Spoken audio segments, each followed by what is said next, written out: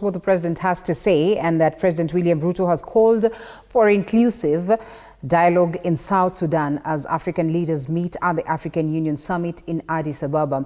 Addressing the AU high-level ad hoc committee for South Sudan, Ruto said the credibility of the country's planned December 2026 elections will depend on inclusive political engagement. Take a look.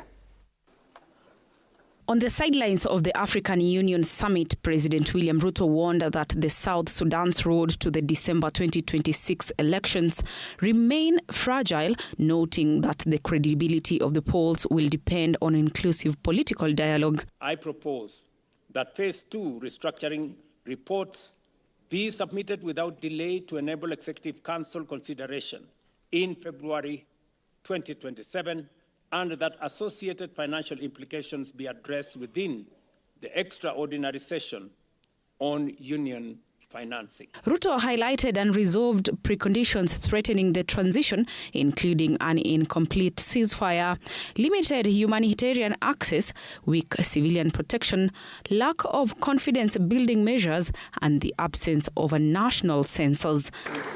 Earlier, President Ruto presented a separate report on African Union institutional reforms to the Assembly of Heads of State and Government. The report proposes measures to strengthen the AU's response to peace, security, and governance challenges through preventive diplomacy, closer interagency collaboration, and the use of emerging technologies. It recommends a harmonized African governance architecture, Africa Peace and Security Architecture Implementation Plan to eliminate silos and strengthen institutional coherence. He further called for broader consultations among member states and greater leverage of African financial institutions to advance the goals of Agenda 2063.